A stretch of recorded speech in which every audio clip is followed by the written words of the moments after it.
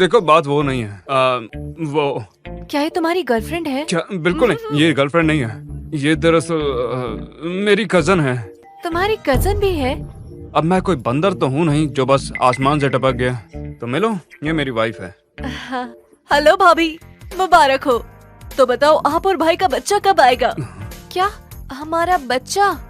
अरे तुम निकलो ना यहाँ से। हाँ नहीं, ऐसा मत करो। वो सिर्फ एक बार आई है यहाँ और तुम उसे भेजना चाहते हो? ये ठीक नहीं है। तुम यहाँ से आसपास क्यों नहीं घुमाते? नाइट मार्केट दिखा दो। थोड़ा सर को मैं इसे ठिकाने लगा के आता हूँ। चलो। बिल्कुल असली और फैशनेबल डिजाइन्स, टॉप ब्रांड्स को टक्कर देते हुए। भाई, मैंने तुम्हारी सेक्रेटरी से सुना कि तुम झोपड़ी में रह रहे हो। मैंने सोचा शायद अर्जुन मल्होत्रा के लिए। तुम बिजी रहने वाले शहर के सबसे अमीर आदमी झोपड़ी की एक लड़की के साथ खेल खेल रहे हो। वैसे ये खेल क्या है? वो बैनर्जी परिवार से तुम्हें मतलब नहीं होना चाहिए। बैनर्जी परिवार? ओह, अब मुझे याद आया। ये बैनर्जी परिवार से जिसकी शिकायत अर्जुन से हुई थी। भाई, ये सही नहीं है। आखिर तुम ऐसे जानवर कैसे हो सकते हो? वो तुम्हारे भतीजे की पत्नी है। तुम्हें बस इतना करना, अपना मुंह मत खोलना। लेकिन आखिर माजरा क्या है? तुमने अपने भतीजे की पहचान उसकी होने वाली वाइफ से शादी करने के लिए ली थी क्या? अगर उसे पता चल गया तो वो तुमसे नफरत करेगा। अच्छा डिस्काउंट है, आइए देखिए सभी। मैम प्लीज देखिए। बहन, थोड़ी देर पहले यहाँ जो लड़का था वो दूसरी लड़की के साथ क्यों चला गया? सच में वो औरत उसे तुम्हारे सामने से ले गई और तुमने कुछ नहीं कहा? तुम बहुत उदार हो। ये बस एक गलत फहमी है। वो उसकी चचेरी बहन है। ओह, क्या हम बाद में उस सुंदर लड़के के साथ एक फोटो ले सकते हैं? जरूर, आप ले सकते हैं। एक चीज खरीदने पर फोटो और 2 चीज खरीदने पर गले मिल सकते हो। मैं 2 लूंगी। मैं 3 लूंगी। अगर 3 लेंगे तो क्या कर सकते हैं? उसके एप्स छू सकते हैं। एप्स? वो तो नहीं छू सकते। पर अगर 3 खरीदते हो तो 3 मिनट तक गले मिल सकते हो। अच्छा ऐसा है। सब्स्टिट्यूट शादी। अर्जुन की मौत का इन्वेस्टिगेशन कैसा चल रहा है? क्या तुम्हें कोई सबूत मिला? वैसे तो मुझे कुछ भी नहीं मिला। मुझे लगा कि अगर मैं उससे शादी कर लूं तो शायद मुझे कुछ ना कुछ मिल जाए। भाई, क्या तुम सच में उसे पसंद करते हो? उससे तुम्हारा मतलब नहीं है, तुम समझ गई ना? चलो फोटो खिंचाओ। हाँ?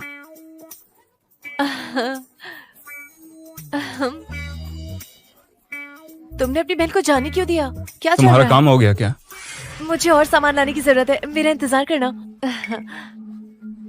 हाय हैंडसम, तुम यहाँ कपड़े बेच रहे हो?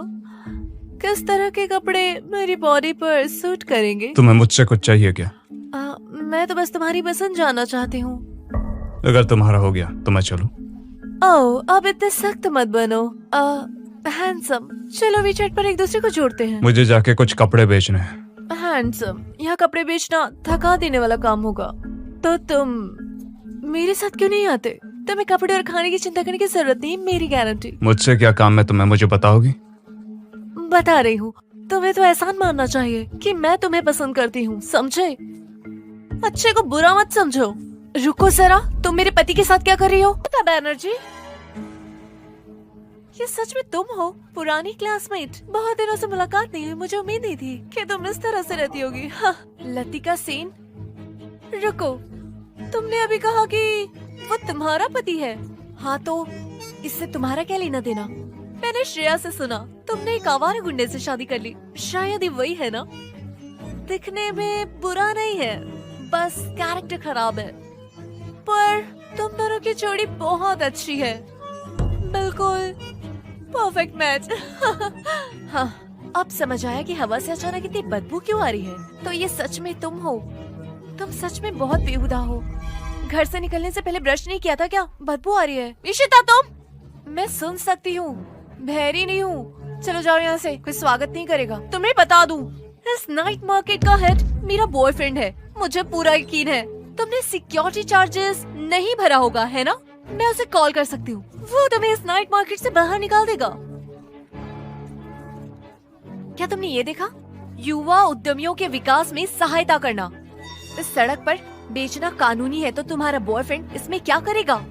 क्या वो इन नीतियों को अनदेखा करेगा? तुम किसी भी चीज का समर्थन करने का क्या मतलब? तुम जैसा इंसान कचरा है। भले ही तुम 10 साल तक कपड़े क्यों ना बेच लो, तुम रहोगे तो नीच लोग ही। समझे? ठीक है ठीक है, आप महान हैं, हम नीच हैं।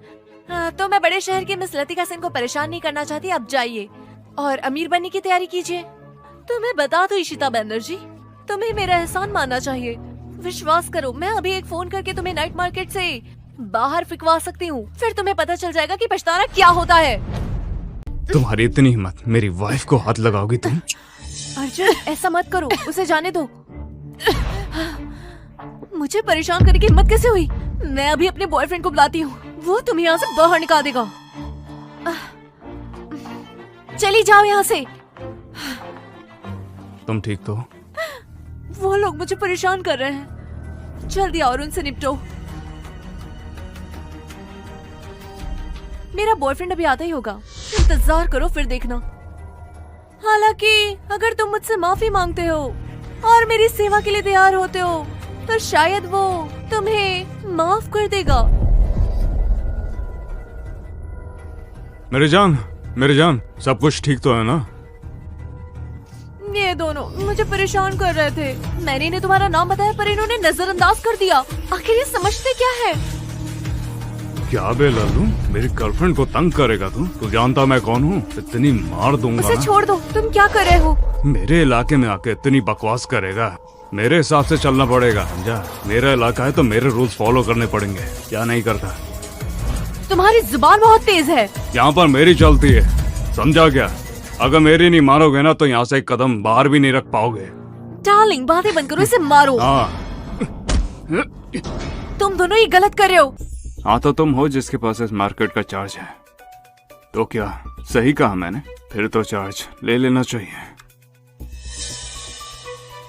हाँ, तुम खुद को समझते क्या हो? तुम्हें अपनी औकात तो पता है ना? तुम्हें पता है रॉकी के पीछे किसी बड़े आदमी का हाथ है। मैं चाहता हूँ इस मार्केट का चार्ज जिसके पास है उसे अभी का अभी बदल दिया जाए। शहर का ये नाइट मार्केट रायचंद ग्रुप का है। तुम खुद को रायचंद ग्रुप का सीईओ कभी रायचंद तो नहीं समझते ना, जो मेरे रॉकी को निकलवा सकता है। तुम बस बाहर निकलने का इंतजार करो। बताओ, खुद को बड़ी तोप समझते हो क्या? मेरे डैड ना यहाँ पर इस मार्केट के सबसे बड़े जनरल मैनेजर हैं। तुमने सुन लिया ना? अब भगाओ इसको। तुम मजाक कर रहे हो क्या? तुम सिर्फ एक फोन कॉल से मुझे मेरे काम से नहीं निकाल सकते। तुम्हारी औकात क्या है? तुम्हें लगता है कि तुम रायचंद ग्रुप से हो? हाँ? हाँ। हेलो, हाँ डैड, बताइए कैसे कॉल किया? क्या रे रॉकी, अबे मेरे को एक बात बता, रायचंद साहब को क्या बोला तू?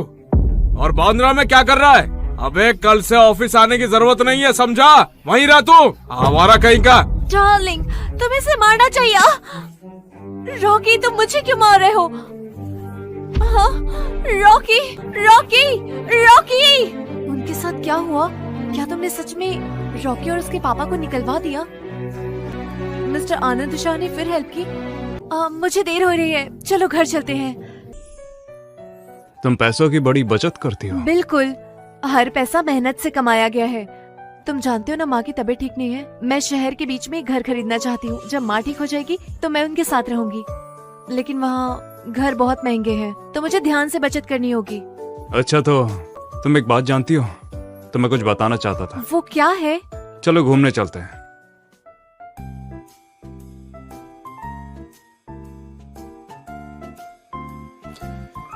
इसका मतलब क्या है? अंदर चल के खुद देख लो।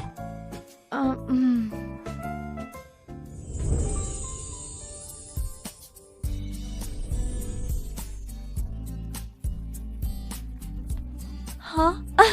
क्या ये घर तुम्हारा है? घर काफी बड़ा है, सजा हुआ भी है और इसके सामने समंदर है। इतने बड़े घर का किराया तो बहुत ज्यादा होगा।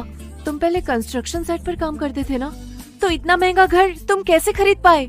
ये मेरा घर नहीं है, दरअसल तुम्हारा घर है अब से, क्योंकि तुमने कहा था कि तुम्हें घर की जरूरत है। ओह, तो आनंद जी ने फिर हमारी मदद की। अर्जुन, हमें आनंद जी को खाने पर बुलाना चाहिए। उन्होंने हमारी इतनी मदद की, हमें अच्छे से धन्यवाद करना चाहिए। अरे यार, सब कुछ आनंद जी करते हैं क्या? मैं कुछ नहीं करता। वो जरा बिजी रहते हैं तो वो नहीं आ पाएंगे, मुझे तो यही लगता है। कितने ही बिजी क्यों ना हो, एक सीमा होती है। वो इतने बिजी तो नहीं हो सकते कि खाने के लिए भी समय ना हो। ये उनके एहसानों के बदले। पिछली बार भी उन्होंने हमारी बहुत मदद की थी। उन्होंने जितनी मदद की है मैं उसके लिए अभी तक ठीक से धन्यवाद नहीं कर पाई। क्या तुम्हारे पास आनंद जी का नंबर है? उनका नंबर तो नहीं है, उनके सेक्रेटरी का नंबर है जो इस वक्त पे अपना फोन स्विच ऑफ ही रखता है। ठीक है, चलो कपड़े बेचने रियल एस्टेट चलते हैं। मुझे लगता है इस सड़क पर पैदल चलने वाले बहुत है, हमें थोड़े पैसे कमाने चाहिए। मगर मुझे कहीं पर जाना था। तुम नहीं जाना चाहते तो मैं खुद ही चली जाती हूँ।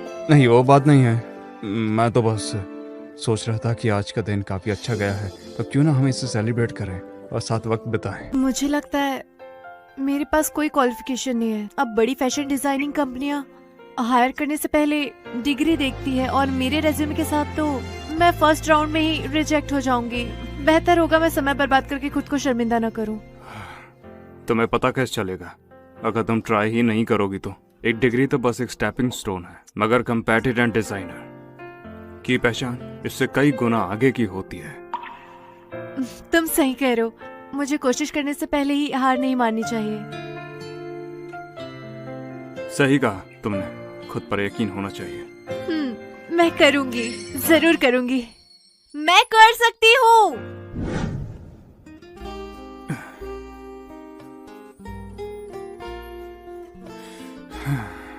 हाँ, इस बारिश में कितनी अड़चनें आती हैं। मुझे अपने काम को भी रोकना पड़ा। कोई बात नहीं, तुम एक काम करो, तुम जाके ना करो, कहीं तुम्हें ठंड ना लग जाए। ठीक है।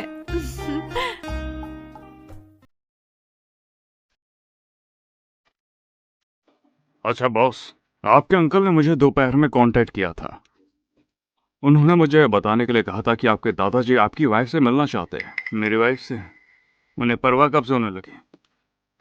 ठीक है, उन्हें पता ना लगने पाए। अगर पूछे तो बताना किसी अमीर परिवार का छोटा लड़का, उसका देहांत हो गया। मगर बॉस, अगर हम वाकई में ये बताने वाले हैं तो उसे समझाना वाकई बहुत मुश्किल होने वाला है। चिंता मत करो, दादाजी तुम्हें कुछ नहीं बोलेंगे, और अगर उन्हें कुछ भी होता है तो हम साथ में डॉक्टर लेके जाएंगे। और वैसे भी इस तरह की चीज़ को हम ज़्यादा दबा नहीं पाएंगे, कभी तो सामने आना ही है, रोक नहीं सकते। समझ गया? अच्छा, वैसे फैशन डिज़ाइन डिपार्टमेंट को बता देना, बोलना कि डिज़ाइन असिस्टेंट के लिए कोई चाहिए होगा। ठीक है सर, मैं समझ गया। इशिता, तुम ठीक हो? कैसा लगा वीडियो? मजा आ रहा है? अगर हाँ तो वीडियो को लाइक करें, चैनल को सब्सक्राइब करें या आगे जाने के लिए कमेंट